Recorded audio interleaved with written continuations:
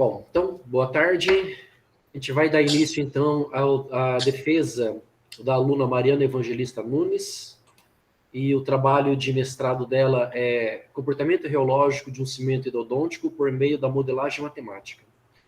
Mariana, você tem até 50 minutos para fazer sua apresentação, e a palavra é sua, então. Obrigado. Ok. Obrigada, professor. Eu vou pedir para o senhor que, quando faltar 5 minutos para dar os 50 minutos, por favor, me interrompa aí para avisar que está faltando joia. 5 minutos. Tá ok. Bom, boa tarde a todos e a todas, né? Primeiramente, eu gostaria de agradecer a presença de todos, né, por estar aqui na minha defesa. Em especial, eu queria agradecer ao meu orientador, né, por toda a paciência, pelas orientações que teve ao longo desses 2 anos, né? E também a banca examinadora por ter aceitado o convite, né, para estar contribuindo aí com esse trabalho. Os professores Antônio Castelo e o professor Rodrigo Pessim, tá? Então, como o professor já comentou, o nosso trabalho ele é intitulado como um comportamento reológico de um cimento endodôntico por meio da modelagem matemática.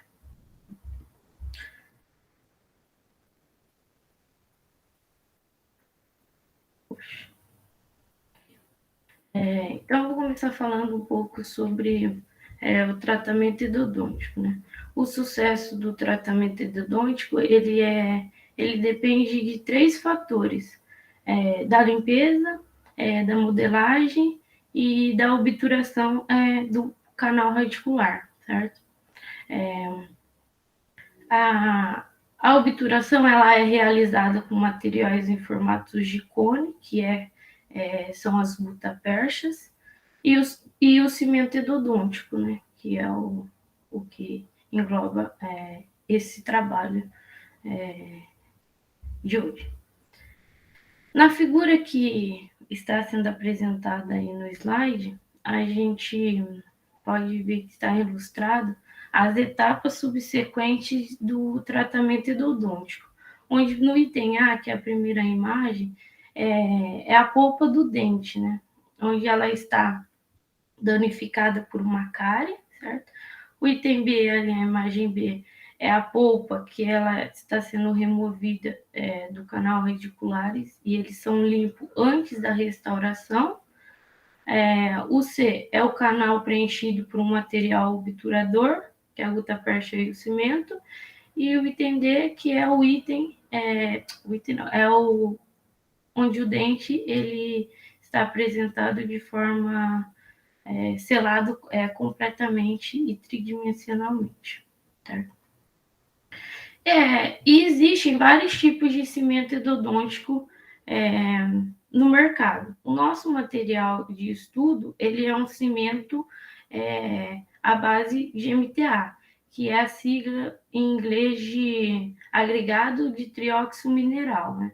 Ele é um cimento pasta-pasta, constituído por uma pasta base e por uma pasta catalisadora, e quando a gente pega essas duas pastas e se mistura, a gente tem o que nós chamamos de cimento endodôntico, certo? O objetivo do trabalho foi estudar as características de 5 lotes das pastas base, da pasta catalisadora e do cimento endodôntico, utilizando ajuste de 4 modelos reológicos, né? E ainda a gente caracterizou cada um dos seus comportamentos, né?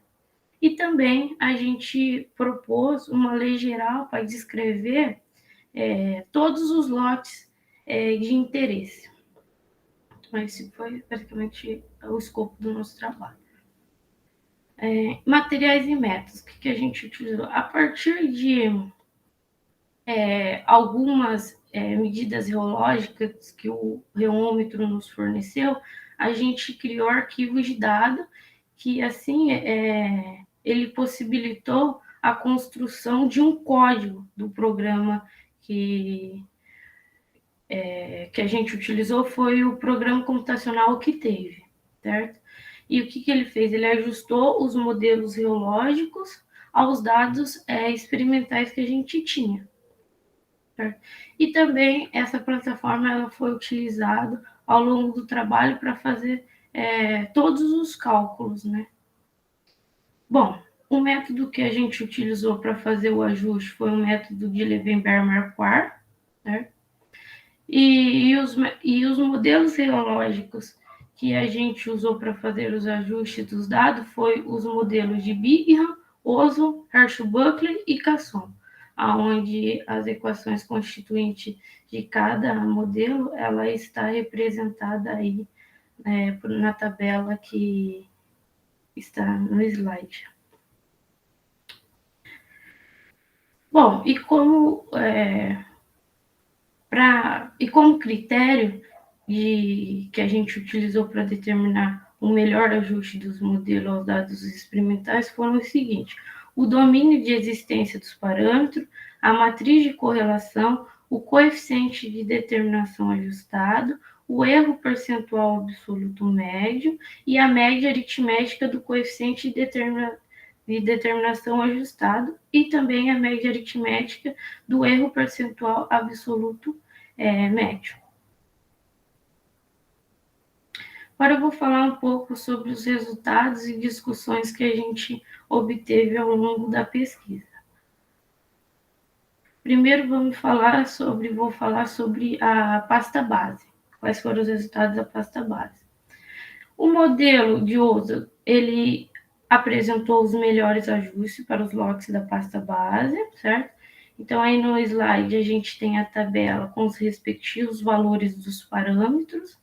E veja que nessa tabela a gente tem uma numeração ao lado dos lotes de 1 a 5, né? Então, essas numeração correspondentes de cada lote, a gente utilizou para facilitar a nossa implementação, tá? Então, por exemplo, o lote 56.821, ele é identificado como número 1. Aí, o lote 57.151 é identificado como lote 2, e assim por diante.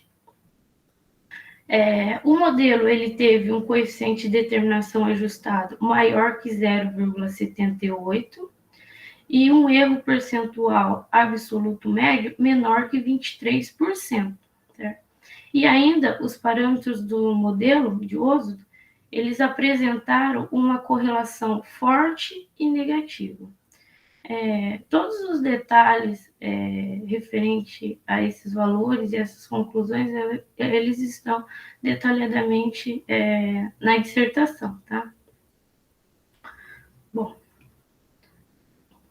aí o que a gente fez? A gente ampliou o modelo considerando também a variável lote, certo? Então, considerando o modelo de Oswald e os lotes analisados, a lei geral para tensão de cisalhamento tem a forma da equação tal igual a k vezes gama ponto elevado a n, certo? Aí o que a gente fez? Utilizou a interpolação de spline cúbica natural para as funções de k e de n, para a gente achar esses valores. E aí esses valores eles foram encontrados a partir de um polinômio de grau 3. Então, como está aí escrito no slide, na equação de número 2, nas duas equações de número 2, onde o alfa e o beta são os coeficientes, o L representa os lotes, e aonde o LU, ele significa os nós, que os nós são os valores dos lotes conhecidos que a gente tem, os valores dos parâmetros, certo? E se a gente substituir as funções de K e N na equação 1, que é na equação de Oswald, a gente consegue ter uma lei geral para a tensão de cisalhamento em função da taxa de cisalhamento e dos lotes. Então, aí, se a gente assumir os valores dos parâmetros geológicos, dos modelos de Oswald, para a pasta base, a gente consegue ter os valores dos coeficientes da spline cúbica interpolantes de K e de N, aonde eles são calculados e seus valores estão aí exibidos na tabela do slide, certo?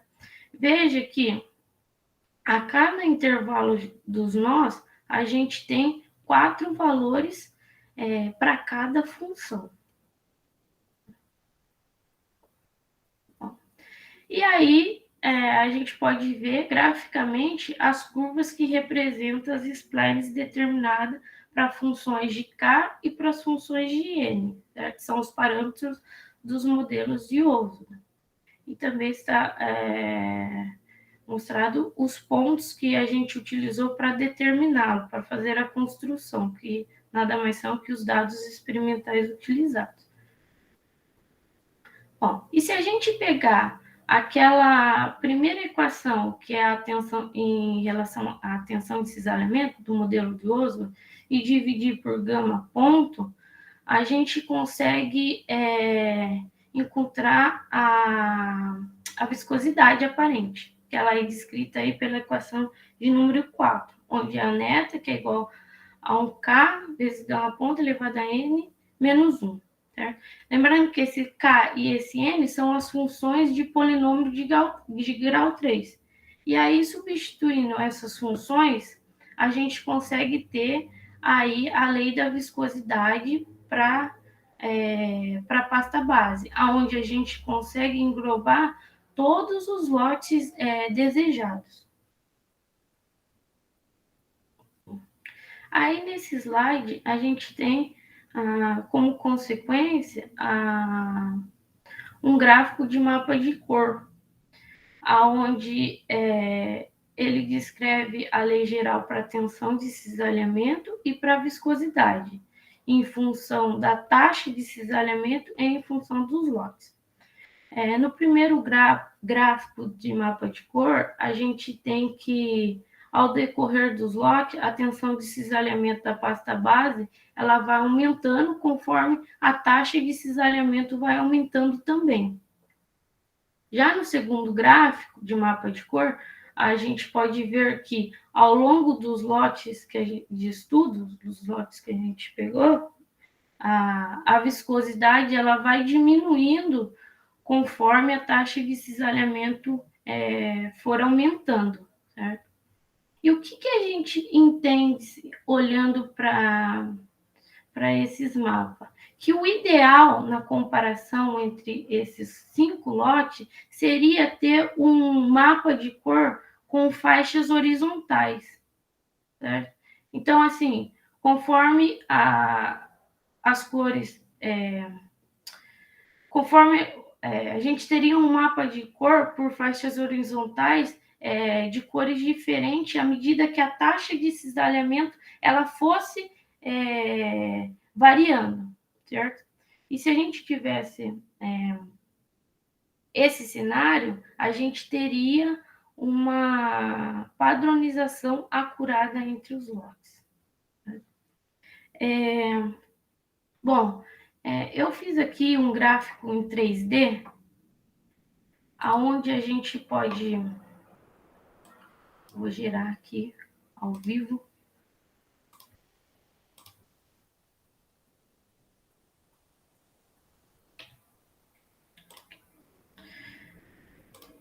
Então, aqui a gente tem um gráfico em 3D, aonde nele a lei geral ela é dada por uma superfície, né?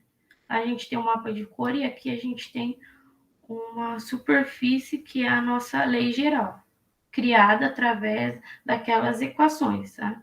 E eu também coloquei os valores da viscosidade de cada lote nas taxas em que a empresa analisa como critério de qualidade deles. Né? Veja que os valores de todas as amostras, elas estão acima da superfície, certo? Então, todos os pontinhos que nas taxas 4 e 5, que eles analisam a viscosidade, as amostras apresentam uma viscosidade acima da superfície. certo? Bom, vamos voltar para a apresentação. Aqui. Bom, agora eu vou falar um pouco sobre o comportamento que a pasta base ela apresentou. Qual foi a classificação que a gente encontrou? Uma das maneiras mais comuns de se evidenciar um comportamento tixotrópico é utilizar a variação do tempo a uma taxa de cisalhamento constante. E espera-se que o fluido ele diminua o valor da viscosidade ao longo do tempo. O que a gente pode observar aí nas sequências de gráfico apresentado no slide, que isso está acontecendo para os lotes da pasta base. Veja, a viscosidade de todas as amostras e de todos os lotes, ela está diminuindo ao longo do tempo. Então, isso é um comportamento de um fluido tixotrópico. Outra técnica também utilizada é a técnica da esterese. O que é a técnica da esterese? Durante o experimento, o fluido ele é submetido a uma taxa de cisalhamento máxima e, em seguida, há uma redução da taxa de cisalhamento até zero. Né? E no nosso trabalho, a gente chamou esse aumento da taxa de cisalhamento de rampa ascendente e quando a redução de rampa descendente, certo? Então, assim, para um fluido, o comportamento de um fluido tixotrópico, a rampa descendente, ela retorna abaixo da rampa ascendente. Caso contrário, ele seria um comportamento de um fluido reopético, certo? Então, o que a gente pode perceber nesses três gráficos das três amostras do lote 56.821 é que os lotes apresentam uma área entre as curvas, que é a presença da esterese. Então, a gente pode dizer que o fluido ele tem um comportamento tixotrópico. Nessa tabela que eu apresento neste gráfico, estão os valores dos cálculos da esterese para cada lote e amostras coletadas.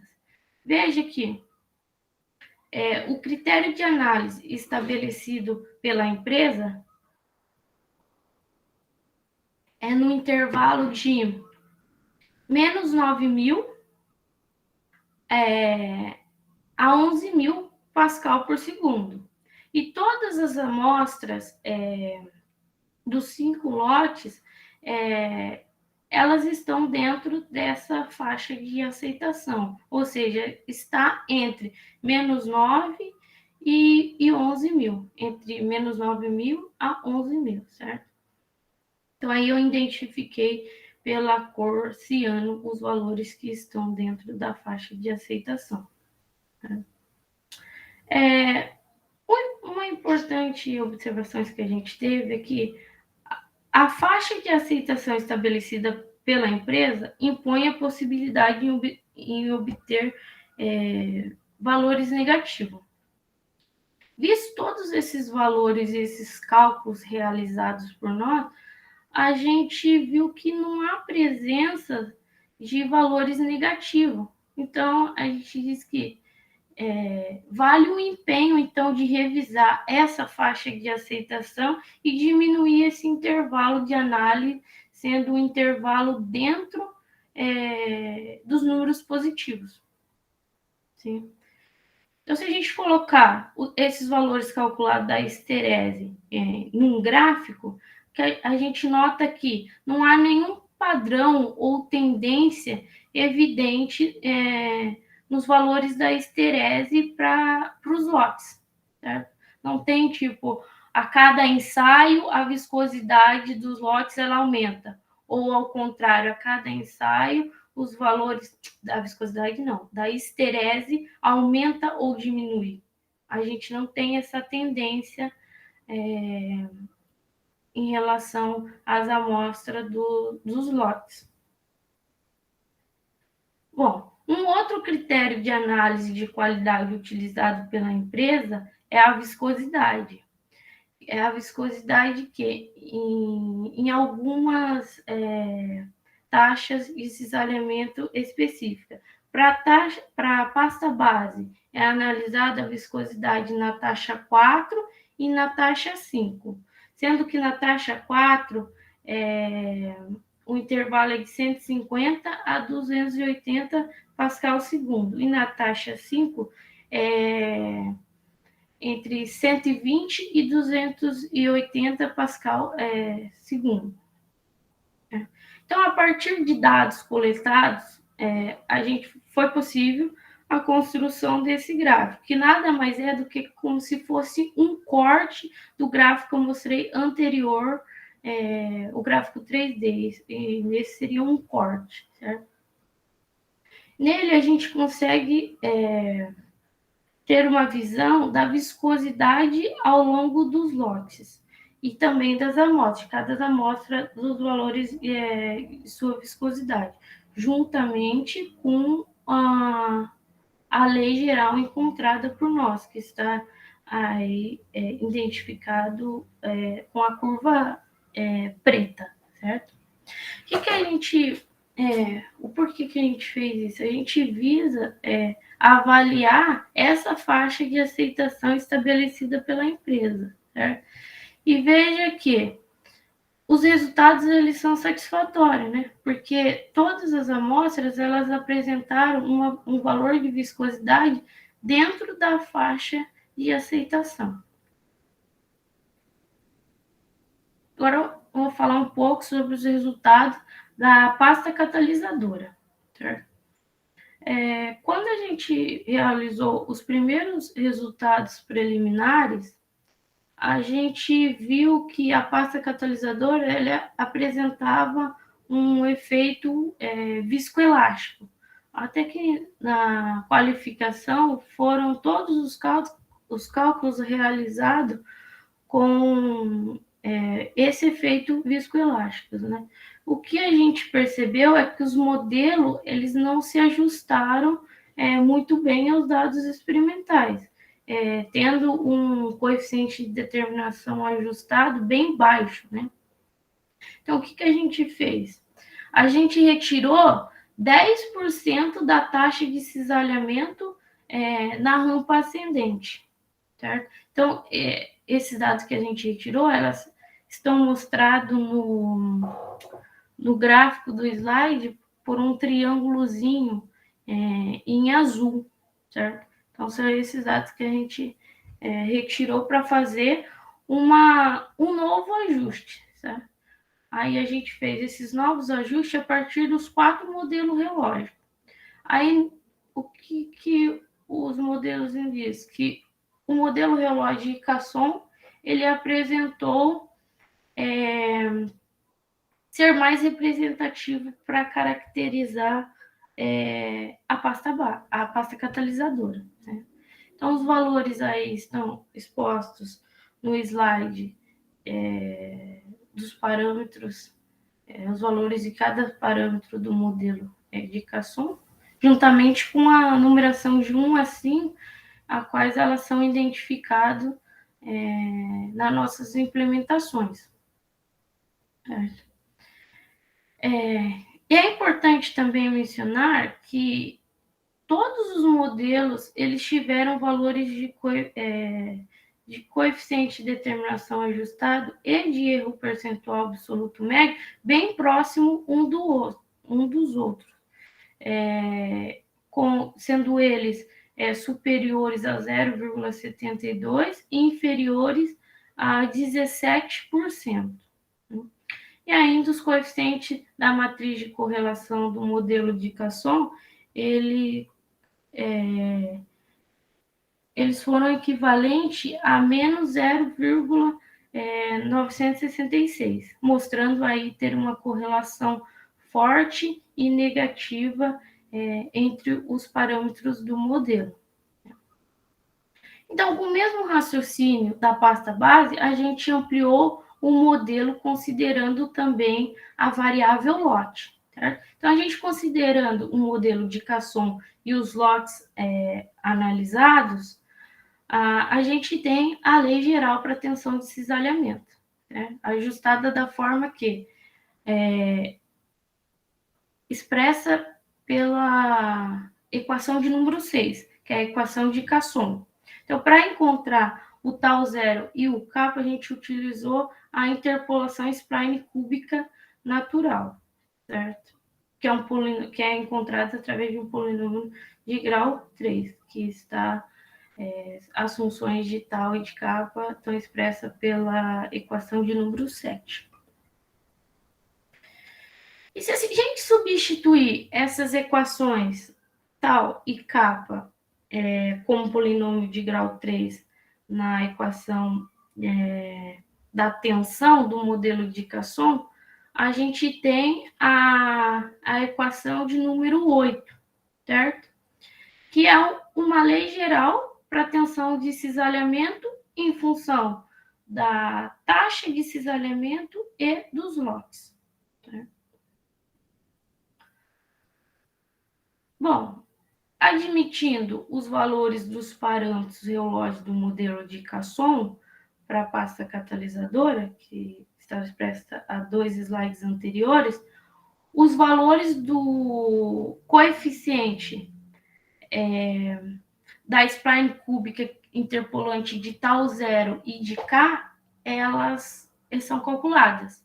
Então, são calculadas e cada valor dos coeficientes de cada intervalo estão expressas aí no slide. Certo? Bom, agora nesse slide a gente tem visualmente como que foi o comportamento das curvas que representa a spline que foi determinada pelas funções de tal e de kappa, junto também com os dados experimentais, dados pelos pontinhos em azuis.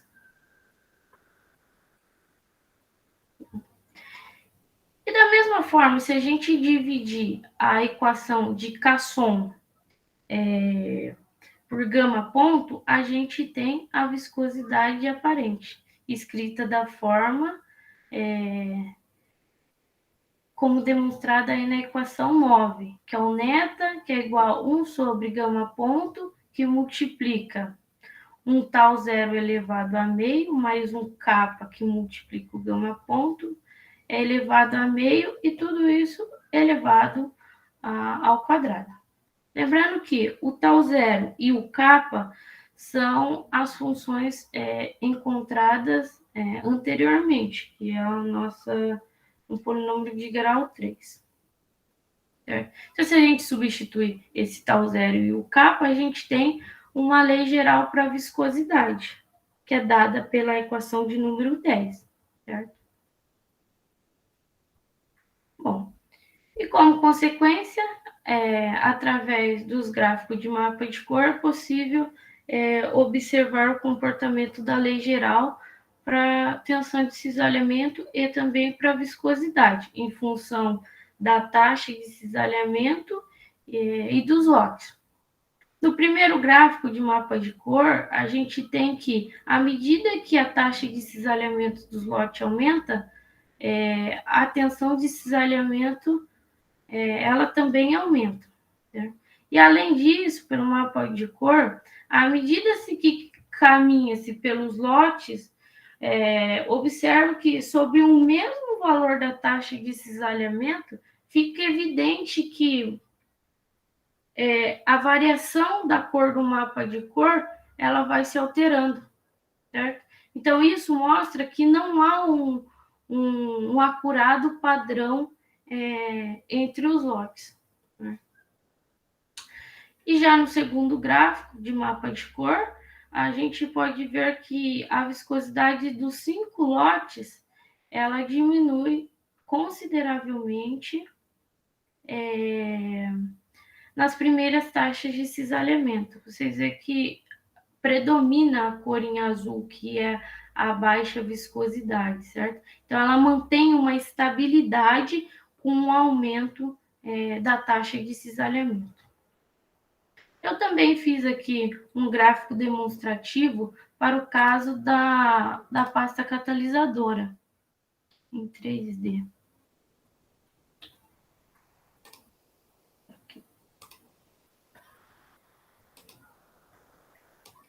Veja que os valores de todas as amostras da pasta, elas estão acima ou abaixo da superfície. Certo? Ó. Aqui a gente vê umas amostras em vermelho mais acima da superfície, outras aqui em azuis também, mas se a gente olhar por baixo, a gente vê que as azuis estão mais abaixo da superfície, certo? Umas mais abaixo, umas mais acima.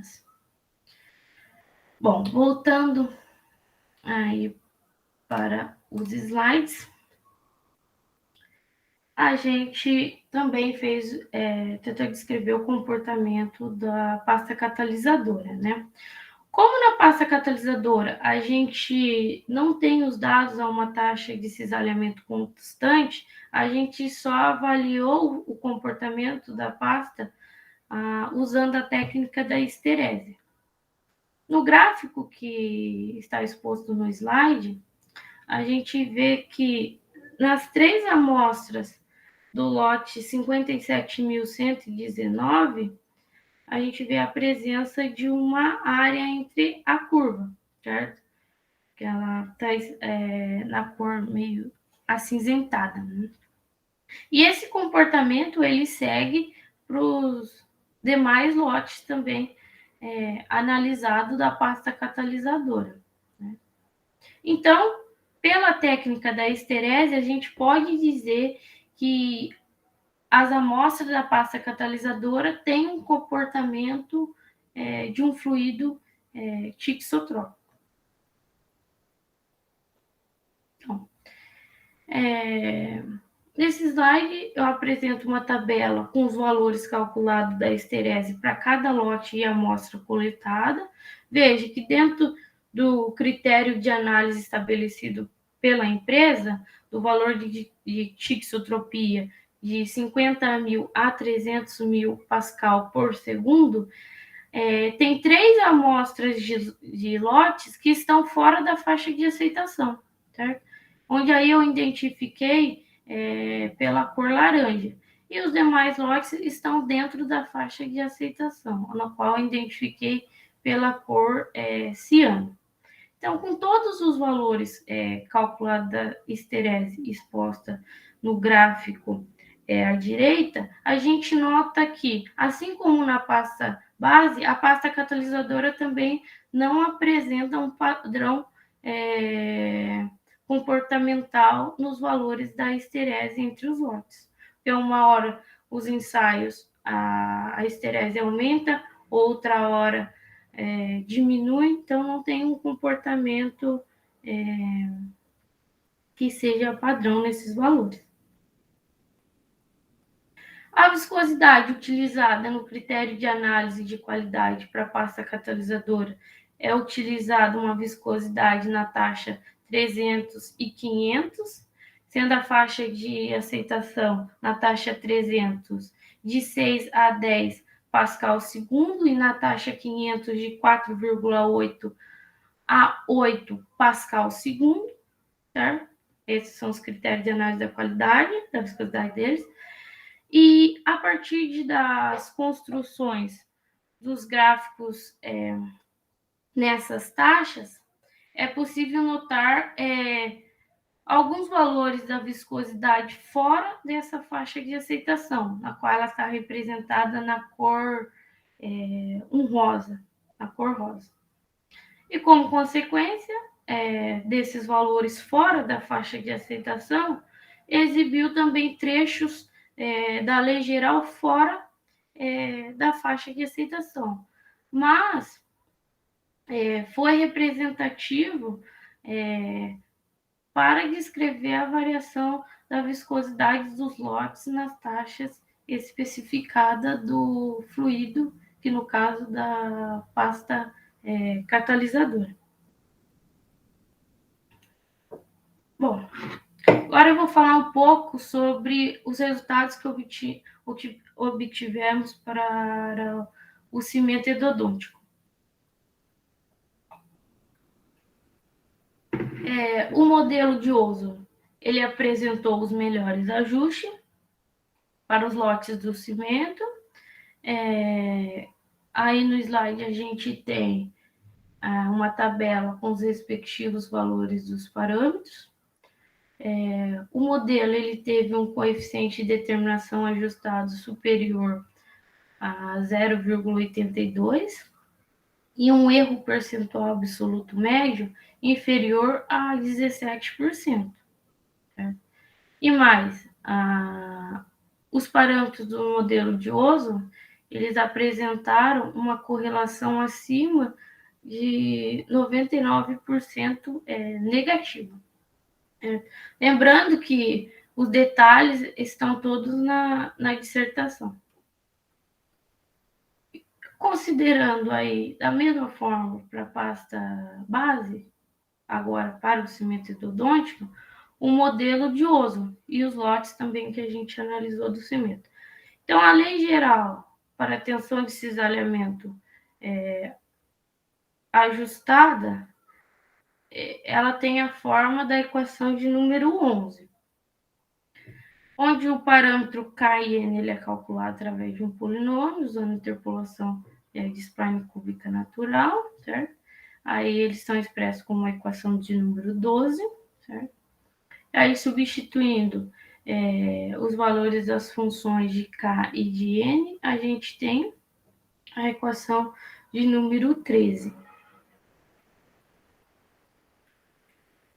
E com os valores dos parâmetros reológicos do modelo de Ozone para o cimento, os valores dos coeficientes são encontrados, onde todos os valores eles estão aí exibidos na tabela do slide.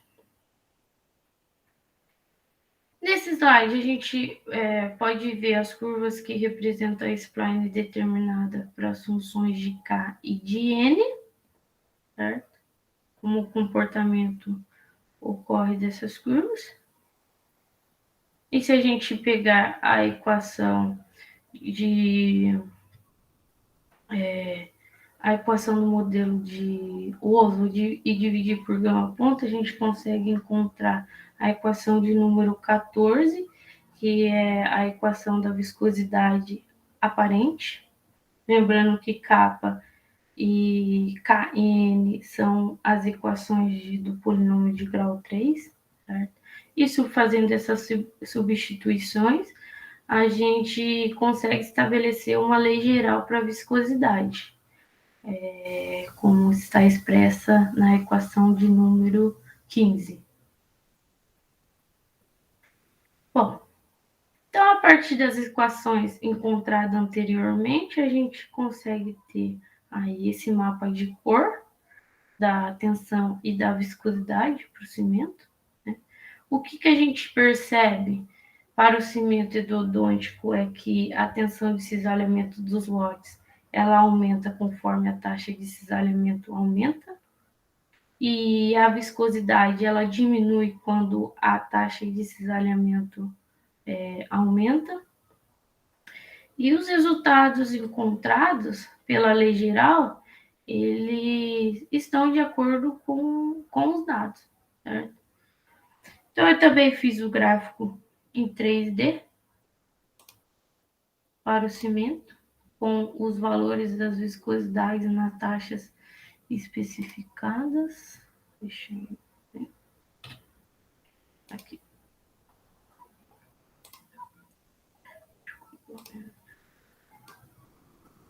Então, aqui está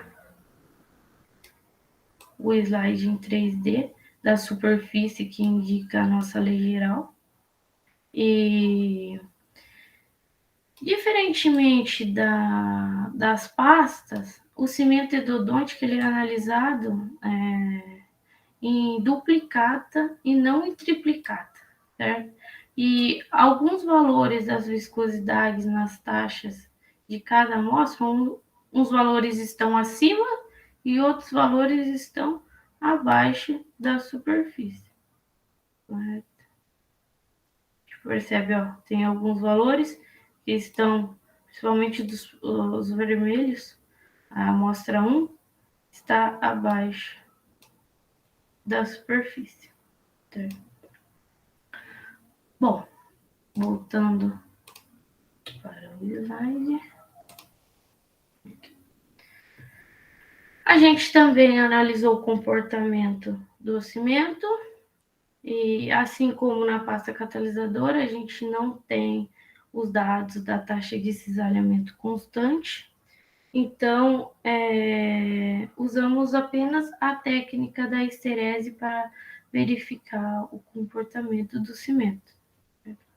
Nos gráficos das 3 amostras do lote 57.245, a gente percebe a presença da esterese, que é a área entre as rampas ascendentes e descendentes. Então, portanto, a gente pode concluir que o cimento endodôntico ele tem um comportamento de um fluido tixotrópico.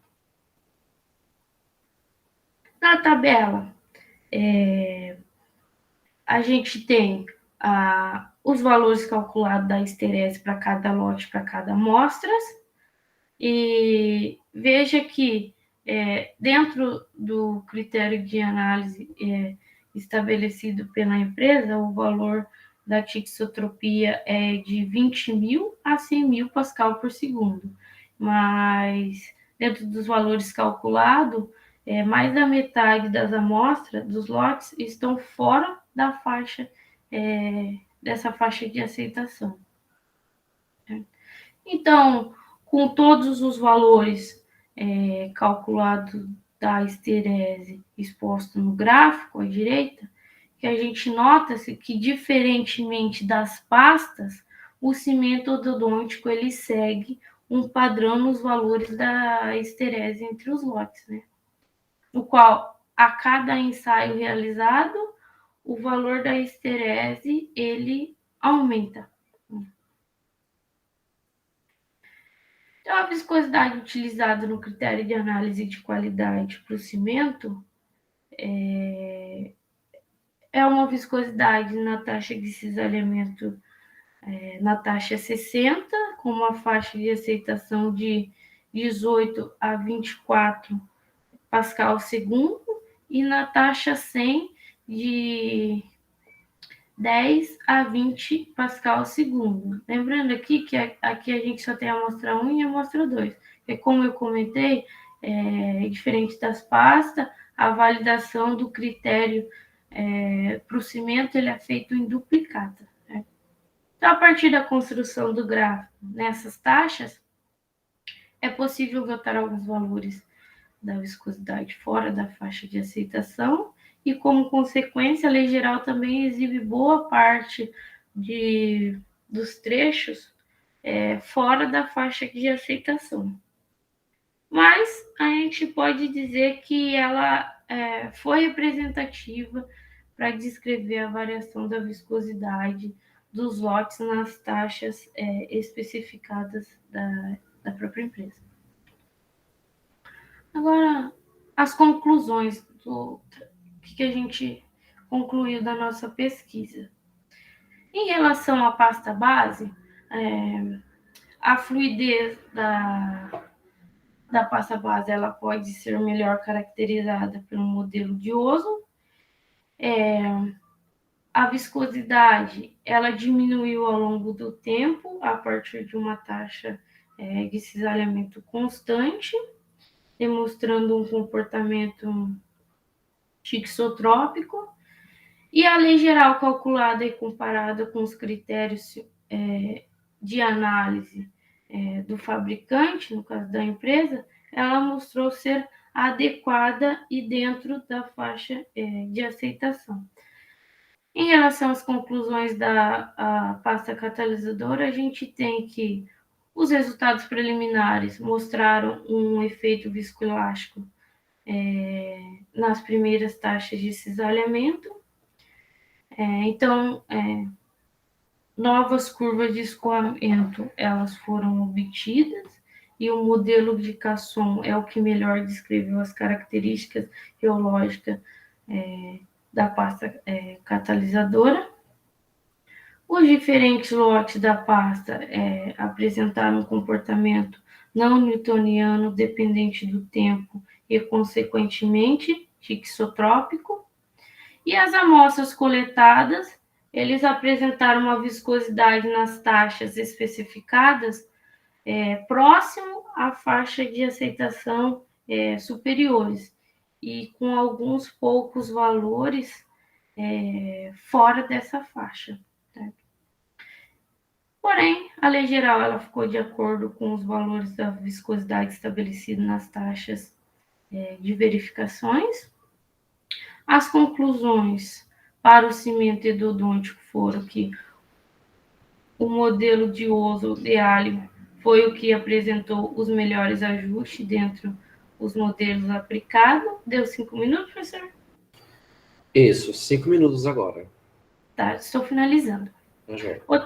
Outra conclusão foi que, assim como nas pastas, o cimento endodôntico também apresentou um comportamento tixotrópico, e a lei geral calculada para o cimento endodôntico não se manteve no espaço da faixa de aceitação, mas ela foi representativa para descrever a variação da viscosidade dos lotes nas taxas especificadas.